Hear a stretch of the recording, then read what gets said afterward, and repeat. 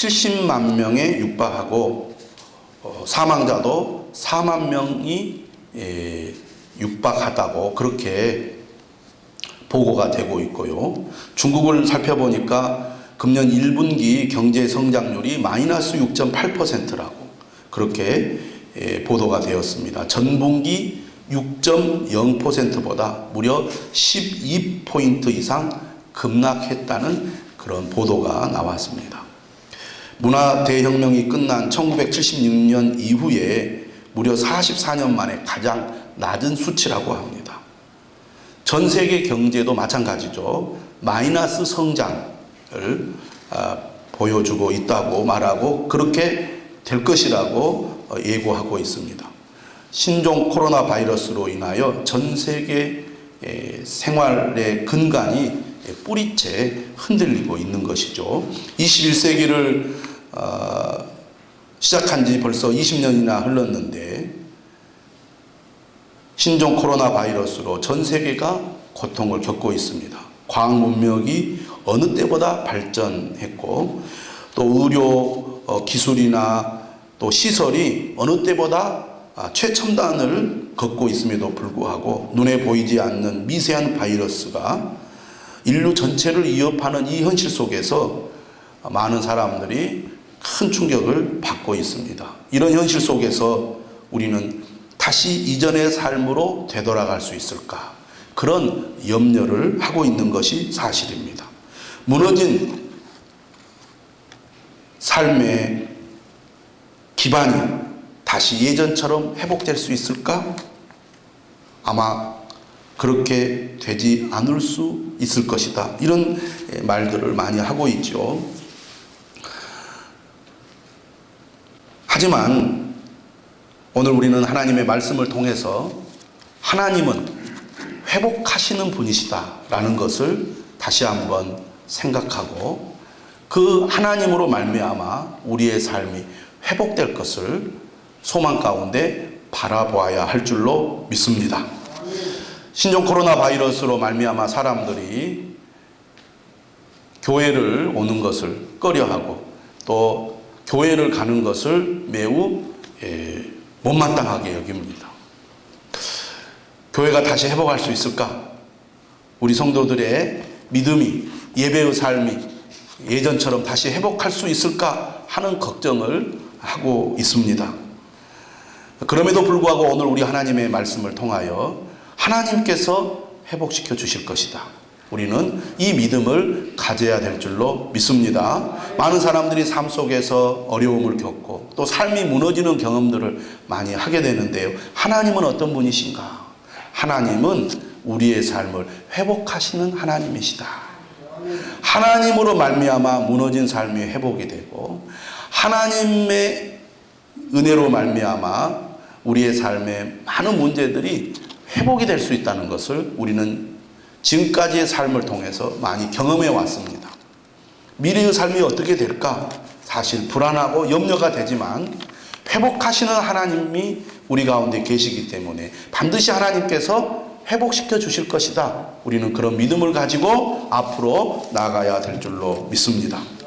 오늘 아침 보도를 보니까 코로나 바이러스 확진자가 8명이라고 오늘 발표를 했습니다. 그 중에 5명이 해외에서 유입되신 분들입니다. 우리나라가 온 국민이 힘을 합쳐서 코로나 바이러스를 이렇게 우리가 방어하기 위해서 노력을 했는데 그러한 성과가 점점 나타나고 있는 것으로 보입니다. 오늘 우리가 읽은 하나님의 말씀, 에스겔 말씀은 하나님의 언약의 백성이라고 믿었던 이스라엘 민족이 송두리째 무너진 이유에 대해서 말씀을 하고 있습니다. 왜 이스라엘 민족이 이렇게 하루아침에 무너지고 말았는가? 그리고 이러한 이스라엘 민족을 하나님께서 앞으로 어떻게 하실 것인가? 여기에 대해서 말씀을 하고 있습니다. 이스라엘 민족은 바벨론에 의해서 나라가 완전히 망하게 되었습니다.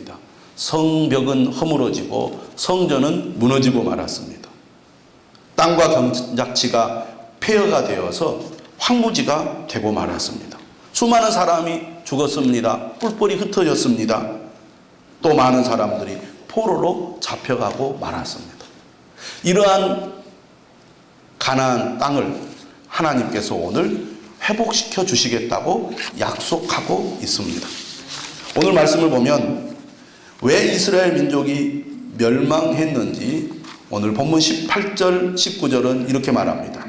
그들이 땅 위에 피를 쏟았으며 그 우상들로 말미암아 자신을 더럽혔으므로 내가 분노를 그들 위에 쏟아 그들을 그 행위대로 심판하여 각국에 흩으며 여러 나라에 해쳤더니 18절 말씀을 보니까 왜 하나님께서 이스라엘 민족을 심판하셨는가? 그들의 죄악 때문에 하나님께서 심판하셨다고 말씀하고 있습니다. 땅 위에 피를 쏟았다는 것은 그들이 다른 사람들에게 해를 끼치고 다른 사람들의 생명을 빼앗는 악을 저질렀다는 말입니다. 한마디로 말하면 인간에 대한 범죄를 가리키는 말이죠. 그 우상들로 말미암아 자신들을 더럽혔다는 것은 곧 하나님의 계명을 어긴 하나님에 대한 범죄라고 할 수 있겠습니다. 십계명이 두 돌판으로 되어 있죠. 하나의 돌판은 하나님에 대한 계명이고 또 하나의 돌판은 인간에 대한 계명입니다. 우상들로 말미암아 자신들을 더럽힌 것은 하나님에 대한 계명을 어긴 것이고 땅 위에 피를 쏟은 것은 인간에 대한 계명을 어긴 것입니다. 이처럼 이스라엘 민족은 하나님 앞에 범죄함으로 하나님의 계명을 어긴 잘못을 저질렀습니다. 하나님께서는 이처럼 하나님의 계명을 어기고 하나님 앞에 범죄한 이스라엘 백성들에게 끊임없이 선지자들을 통해서 말씀하시고 또 말씀하시고 말씀하셔서 그들이 죄로부터 돌이켜 하나님께로 돌아오도록 말씀하셨습니다. 하나님께서 오랫동안 참으셨죠. 그러나 그들은 끝내 하나님의 명령을 어기고 하나님의 계명을 거부했습니다. 결국 하나님은 그들에게 심판을 내릴 수밖에 없었던 것이죠. 18절 말씀합니다. 내가 분노를 그들 위에 쏟아 그들을 그 행위대로 심판하여. 결국 이스라엘 민족은 하나님 앞에 심판을 받아 멸망하고 말았습니다. 그 결과 어떻게 되었습니까? 각국에 흩으며 여러 나라에 해쳤더니 나라를 잃고 뿔뿔이 흩어져야 했습니다. 나라를 잃고 포로로 잡혀갔습니다. 여러분, 우리가 일제시대를 한번 생각해 보십시오. 조선 말기 온갖 부패와 불안함 속에서 나라의 지도자들은 백성들을 제대로 보호해 주지도 못하고 올바른 길로 인도하지도 못하는 가운데 나라를 잃고 말았습니다. 많은 사람들이 저기 중국 땅으로 러시아 땅으로 멀리는 저 하와이까지 이민을 가고 흩어질 수밖에 없었습니다. 수많은 사람들이 일본으로 징용을 가고 또 정신대로 끌려가는 그런 비참한 삶을 살아야 했습니다. 나라 잃은 서름이 얼마나 큰지 우리는 일본을 통해서 처절하게 경험한 민족입니다. 이스라엘 민족이 그랬다는 거예요. 그 수치, 그 사람들로부터 당하는 비방이 얼마나 컸겠습니까? 36장 전반부 말씀을 보면 이스라엘 민족이 하나님의 심판을 받아 겪었던 그 고통에 대해서 잘 말해주고 있습니다. 2절에 이렇게 얘기하죠. 원수들이 내게 대하여 말하기를 아하 옛적 높은 것이 우리의 기업이 되었도다. 옛적 높은 곳이라는 것은 바로 예루살렘 성을 가리키는 거예요. 오래전부터 가나안 땅은 하나님의 백성들이 거주하는 땅이었습니다. 하나님이 계신 곳, 하나님이 함께 하시는 그러한 가나안 땅, 예루살렘 성이 이제는 주인을 잃은 땅이 되었고 이방 민족의 땅이 되고 말았다는 겁니다. 3절에 말하죠. 그들이 너희를 황폐하게 하고 너희 사방을 삼켜 너희가 남은 이방인의 기업이 되게 하여 사람의 말거리와 백성의 비방거리가 되게 하였도다. 온갖 수치와 비방을 당하는 신세가 되고 말았습니다. 일제시대에 우리나라 금수강산이 유린된 것처럼 이스라엘 민족이 나라를 잃고 이렇게 그 땅이 황폐하게 되고 사람들로부터 비방거리가 되고 말았습니다. 4절에도 말하죠. 산들과 맷뿌리들과 시내들과 골짜기들과 황폐한 사막들과 사방에 남아있는 이방인의 노략거리와 조롱거리가 된 버린 성읍들에게 주 여호와께서 이같이 말씀하셨느니라. 조롱거리가 되었습니다. 노략거리가 되었습니다. 5절에도 보면은 남아있는 이방인과 에돔 온 땅을 쳐서 말하였나니 이는 그들이 심히 즐거워하는 마음과 멸시하는 심령으로 내 땅을 빼앗아 노략하여 자기 소유를 삼았습니다. 이스라엘 민족이 망하고 포로로 잡혀가고 그로 말미암아 가나안 땅이 이방인들의 땅이 되는 이런 과정 속에서 주변 사람들은 이스라엘의 멸망을 즐거워하고 이스라엘 민족을 멸시했다는 얘기입니다. 이런 온갖 수치를 당했다는 얘기예요. 이러한 이스라엘 민족을 오늘 하나님께서는 회복시켜 주시겠다고 말씀하고 있습니다. 다시 그들이 가나안 땅으로 돌아올 수 있도록 하겠다는 거예요. 그런데 오늘 본문에 특별한 점이 있습니다. 하나님께서 왜 이스라엘 민족을 다시 회복시켜 주시겠다고 말씀하시는가? 오늘 본문 20절 이하에서 하나님께서 이렇게 얘기를 해요. 이스라엘 민족이 나라를 잃고 포로로 잡혀가는 가운데서 하나님의 거룩한 이름이 더럽혀졌다는 거예요. 무슨 얘기냐? 사람들이 이렇게 말합니다. 저 민족이 어느 민족이지? 아, 이스라엘 민족이에요. 왜 그렇게 저 사람들이 포로로 잡혀왔어? 느부갓네살이 그들의 성을 점령하고 생존자들을 국외로 추방해서 그들이 이렇게 포로로 잡혀왔다고. 그러면 그 사람들이 믿는 신의 이름이 뭐야? 듣기로는 여호와라고 그러지. 그렇다면 여호와는 그리 대단한 신이 아닌 모양이군. 우리의 위대한 왕이 정복한 다른 모든 나라의 신들보다 나은 것이 없네 그려. 이처럼 이스라엘 민족의 멸망이 하나님의 거룩한 이름을 더럽히는 꼴이 되고 만 거예요. 어떤 나라가 패배한 것은 그 나라의 신이 패배한 것을 의미했습니다. 이스라엘의 치욕은 주변 나라들이 보기에는 하나님의 치욕을 의미했다는 것입니다. 그래서 오늘 본문에서 하나님께서는 뭐라고 말씀하시느냐?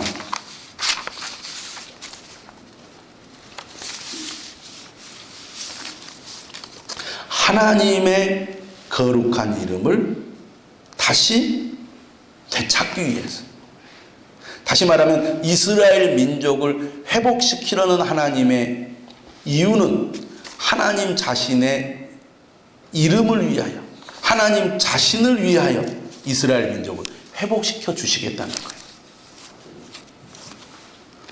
21절에 말하죠. 그러나 이스라엘 족속이 들어간 여러 나라에서 더럽힌 내 거룩한 이름을 내가 아꼈노라.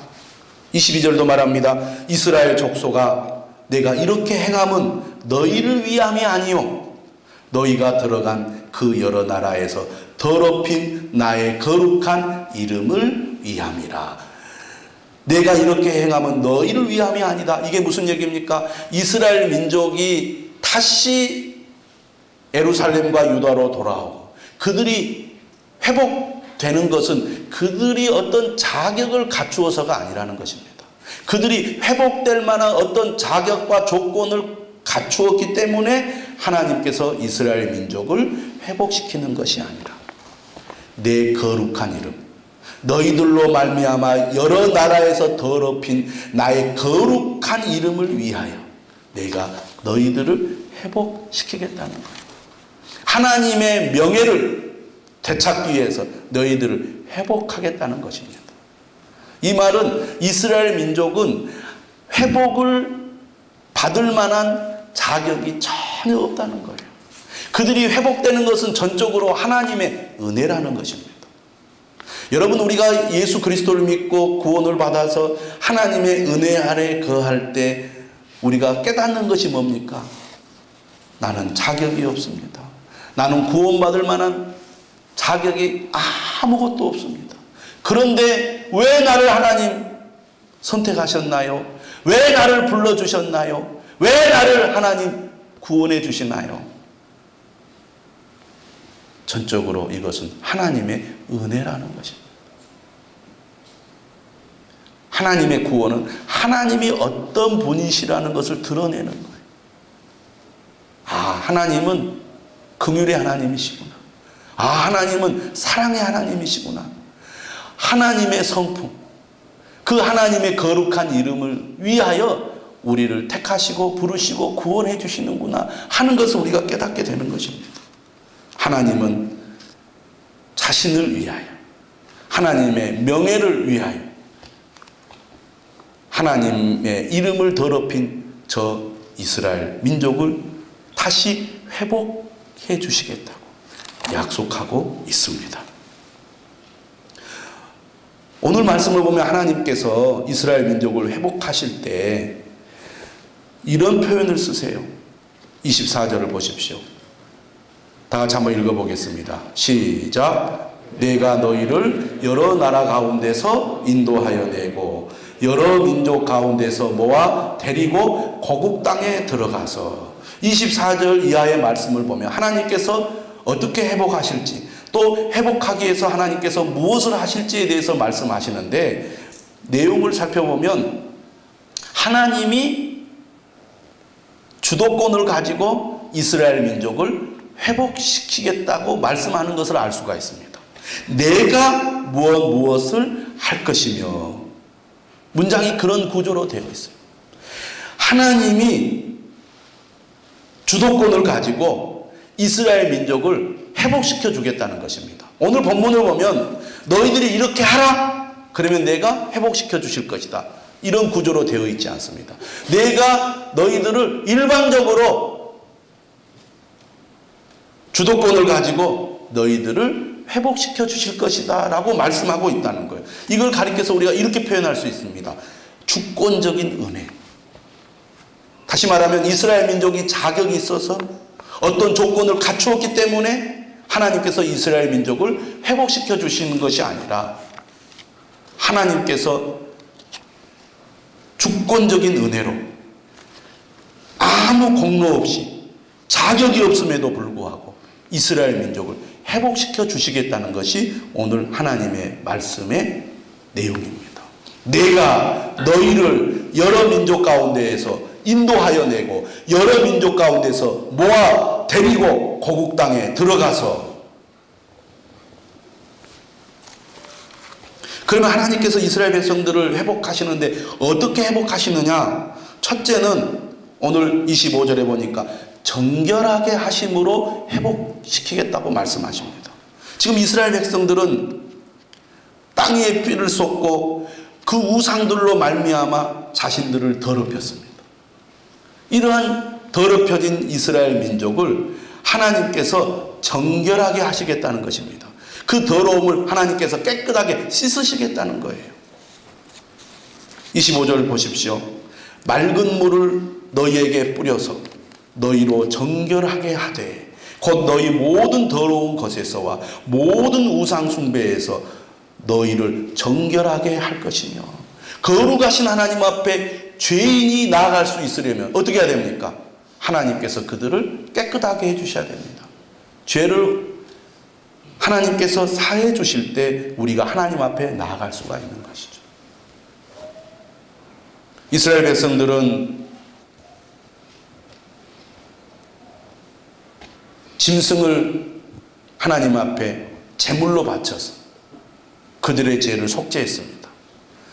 이스라엘 백성들 자신의 죄를 짐승에게 전가시켜서 짐승이 대신 피를 흘리게 함으로써 하나님께서는 이스라엘 백성들의 죄를 속죄해 주셨습니다. 그들이 죽어야 하는데 하나님은 그들 대신 짐승을 제물로 드리게 하심으로 이스라엘 백성들의 죄를 속죄해 주셨잖아요. 오늘 우리도 마찬가지입니다. 오늘 우리가 하나님 앞에 나아가려면 우리의 죄가 깨끗이 씻음을 받아야 되는데 하나님께서는 우리의 죄를 어떻게 씻어주시느냐? 예수 그리스도의 피로 말미암아 우리의 죄를 씻어주시는 것입니다. 우리가 이렇게 요청하지 않았습니다. 하나님, 예수님을 보내주십시오. 하나님, 예수님을 우리 대신 십자가에 못 박혀 죽게 해주십시오. 그래서 우리의 죄를 씻어주십시오. 그래서 우리가 하나님 앞에 나아갈 수 있도록, 구원받을 수 있도록 하나님 해주십시오. 이렇게 우리가 요청하지 않았습니다. 하나님께서 일방적으로 예정하셨습니다. 하나님께서 때가 되자 예수 그리스도를 우리에게 보내주셨고 우리 죄를 대신하여 십자가에 죽게 하셨습니다.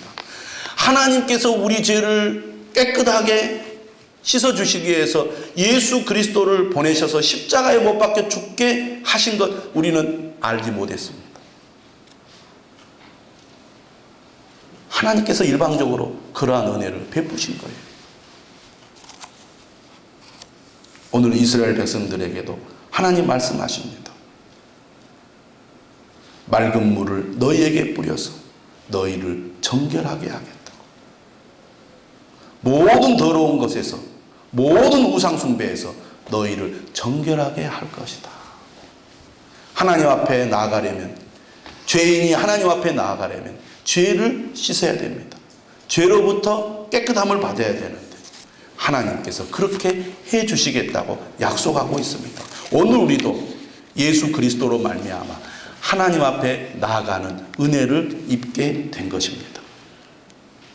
두 번째, 하나님께서 이스라엘 백성들을 회복하시기 위해서 어떻게 하셨습니까? 26절 말씀이죠.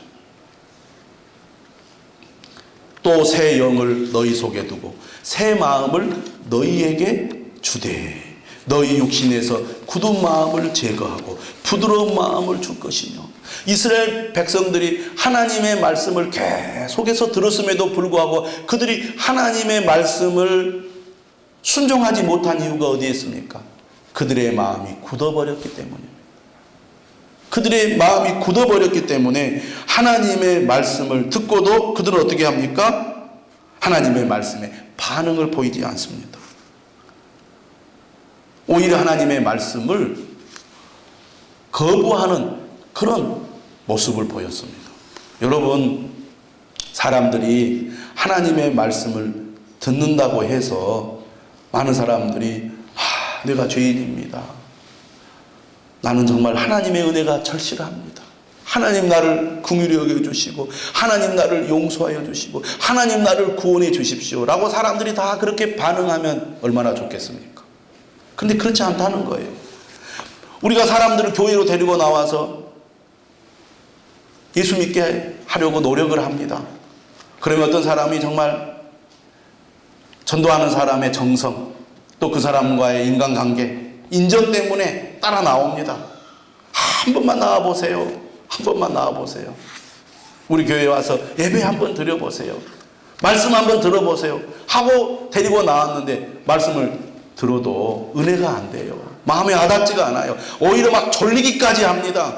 설교만 시작되면 막 졸려서 정신을 못 차리는 사람들도 있어요. 모든 사람이 하나님의 말씀을 듣는다고 자신의 죄를 깨닫고 구원의 필요성을 느끼는 것이 아니라는 것입니다. 굳은 마음을 가지고는 절대로 은혜 받을 수가 없어요. 그렇기 때문에 우리가 정말로 변화가 일어나고 은혜를 받으려면 굳은 마음이 변화되어 부드러운 마음이 되어야 합니다. 그런데 우리가 우리의 힘으로 굳은 마음이 부드러운 마음으로 변화가 잘 안 된다는 거예요. 굳은 마음이 변화되어 부드러운 마음이 되는 것도 하나님의 은혜가 임해야 가능하다는 것입니다. 우리가 왜 기도합니까? 왜 우리가 믿지 않는 가족, 믿음이 약한 가족, 이웃들을 위해서 기도합니까? 하나님, 그들의 굳은 마음이 변화되어 부드러운 마음이 되기를 원합니다. 하나님이 변화시켜 주셔야 되거든요. 여러분, 우리는 교회 나와서 말씀을 듣고 어느 순간 어떤 계기를 통해서 하나님, 내가 죄인입니다. 지금까지 이렇게 내가 하나님을 모르고 내 욕심대로 내 고집대로 살았습니다. 주님, 내가 죄를 회개합니다. 주님, 나를 받아주옵소서. 예수 그리스도께서 나의 죄를 위해 죽으시고 부활하신 것을 내가 이제야 믿습니다. 그 주님이 지금도 살아계셔서 내 안에 오셔서 나를 예수 믿게 하고 믿음으로 살게 하셨다는 것을 이제야 내가 알게 되었습니다. 이런 깨달음은 내 의지나 내 노력으로 되는 것이 아니라 하나님의 은혜로 되는 것이다. 하나님께서 그렇게 변화시켜 주셔야 된다는 것입니다. 이스라엘 백성들에게 하나님이 그렇게 하시겠다는 거예요. 새 영을 너희 속에 두고 새 마음을 너희에게 주되 너희 육신에서 굳은 마음을 제거하고 부드러운 마음을 줄 것이며, 진정한 회복은 단순히 그들이 이스라엘 땅으로 돌아오는 것이 진정한 회복의 결론이 아닙니다. 회복의 마무리가 아니에요. 마음이 변화돼야 되는 거예요. 마음이 변화돼요. 마음이라는 단어, 히브리어로는 레브라는 단어, 영은 루하흐라는 단어인데요. 두 용어는 인간의 속 사람을 묘사하는 것입니다. 히브리어 표현에서 마음은 주로 감정이 아니라 정신 활동의 중심을 가리키는 단어입니다. 마음이라는 것은 사람이 생각하고 결정하고 의지를 발동하는 것이에요. 영은 사람의 내적인 감정과 열망들을 반영하는 그런 용어인데요. 이것은 단순히 감정이라는 의미에서가 아니라 선택과 행동을 하는 태도나 성향이나 동기를 가리킵니다. 두 용어는 밀접하게 관련되어 있으나 같은 것이 아닙니다. 내가 이스라엘 백성들에게 새 영을 두고 새 마음을 주겠다는 것은 그들이 다르게 생각하고 다르게 느끼도록 만들어 주시겠다는 거예요. 다르게 생각하고 다르게 느끼게 해주시겠다는 거예요. 그들의 내적 상태가 변화될 수 있도록 하나님께서 도와주시겠다는 것입니다. 하나님의 은혜가 임하면 이처럼 우리의 속 사람이 변화가 됩니다. 내적인 상태가 달라지게 되는 것입니다. 이때 진정한 변화가 일어납니다. 진정한 회복이 일어나는 것이죠. 이처럼 새 마음을 주고 새 영을 주셔서 굳은 마음을 제거하시고 부드러운 마음을 주셔서 그들이 하나님의 말씀을 들을 때 믿음으로 받고 순종할 수 있도록 만들어 주신다는 겁니다. 우리는 욕심을 따라 살아가려는 경향이 강하고 내 고집대로 살아가려는 그런 이 못된 본성을 가지고 있습니다. 그런데 하나님께서 우리에게 새 마음을 주시고 새 영을 주실 때 굳은 마음이 제거되므로 부드러운 마음을 갖게 되고, 그로 말미암아 하나님의 말씀을 듣고 순종하는 사람이 되게 하신다는 것입니다. 이런 결정적인 이 역사는 무엇을 통해서 일어나느냐? 세 번째, 이렇게 얘기합니다. 내 영을 너희 속에 두어. 27절 말씀이죠. 하나님께서는 이스라엘 백성들을 회복시키기 위해서 하나님의 영을 그들에게 보내주시겠다고 말씀하고 있습니다. 하나님의 영, 성령이 임함으로 인간은 결국 변화를 받게 되는 것입니다. 예수님께서 말씀하셨죠. 사도행전 1장 9절에서 오직 성령이 너희에게 임하시면 너희가 권능을 받고 에루살렘과 온 유대와 사마리아와 땅끝까지 이르러 내 증인이 되리라. 예수 그리스도의 제자들이 3년 동안이나 예수님의 말씀을 듣고 예수님을 따랐지만 결정적인 순간에 예수님을 배반하고 예수님을 부인하고 예수님을 떠나 도망을 가고 말았습니다. 이런 제자들의 진정한 변화는 언제 이루어집니까? 예수님이 부활하시고 성령이 임함으로 말미암아 제자들의 삶에 진정한 변화가 일어나는 것입니다. 오늘 우리도 마찬가지죠. 우리가 어떻게 구원을 받고 어떻게 믿음을 갖게 되고 어떻게 우리의 삶이 변화가 됩니까? 성령이 우리 안에 임함으로 말미암아 우리의 삶이 변화되는 것입니다. 성령이 임함으로 우리 안에 새로운 생명이 싹이 트게 되고 성령이 임함으로 말미암아 하나님의 말씀을 듣고 깨닫게 되고 성령으로 말미암아 우리가 하나님의 말씀을 듣고 깨달을 뿐만 아니라 그 말씀에 순종하며 살겠다는 결단을 하게 해주십니다. 너희 속에 내 영을 두어서 너희로 내 율례를 행하게 하리니. 이스라엘 민족은 하나님의 말씀을 수없이 듣고도 하나님의 말씀을 거역하고 또 거역하고 또 거역함으로 결국 그들은 하나님의 분노를 사서 심판을 받아 나라를 잃고 말았습니다. 그런 이스라엘 민족을 하나님께서 다시 가나안 땅으로 되돌아올 수 있도록 하시겠다. 그들의 삶을 회복시켜 주시겠다고 약속하고 있습니다. 하나님께서 주권적인 은혜로 그들을 변화시켜 주시겠다는 것입니다. 하나님의 영을 그들에게 보내서 그들의 마음과 생각이 변화가 되고 그들의 삶이 변화되도록 만드시겠다는 것이죠. 이처럼 이스라엘 민족이 하나님의 말씀을 듣고 그 말씀에 순종하겠다고 결단할 때 그들은 다시 하나님과의 언약의 관계가 회복이 되는 것입니다.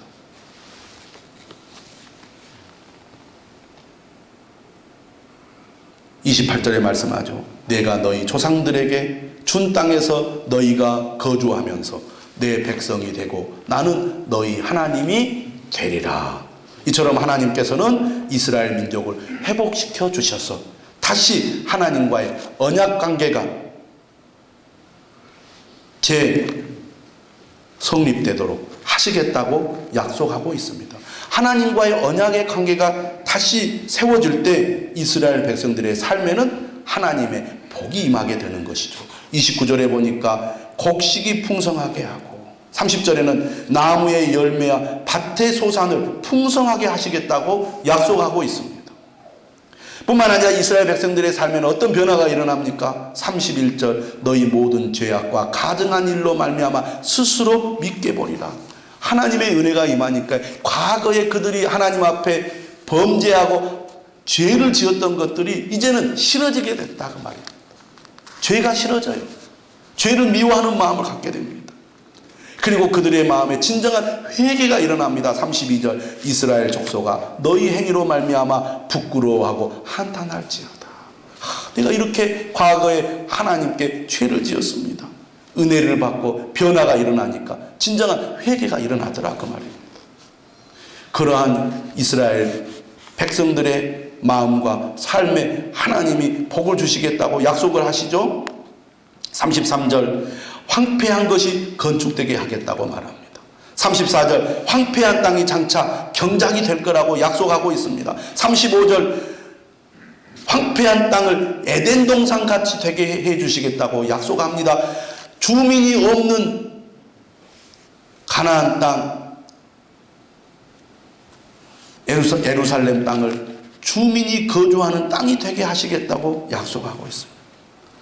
하나님이 이스라엘 백성들을 회복해 주시겠다고 약속하고 있습니다. 지금 포로로 잡혀가서 사람들의 조롱거리, 비방거리가 되고 있는 이스라엘 민족을 향하여 하나님께서 하나님 자신을 위하여 너희들을 회복시켜 주시겠다고 약속하고 있는 것입니다. 그러면서 결론적으로 37절에 이렇게 얘기해요. 주 여호와께서 이같이 말씀하셨느니라. 그래도 이스라엘 족속이 이같이 자기들에게 이루어 주기를 내게 구하여야 할지라. 유명한 말씀입니다. 하나님의 회복의 분명한 약속이 너희들에게 주어졌지만 그 약속을 믿고 그 약속을 붙들고 하나님께서 회복시켜 주시기를 기도하라는 것입니다. 사랑하는 여러분,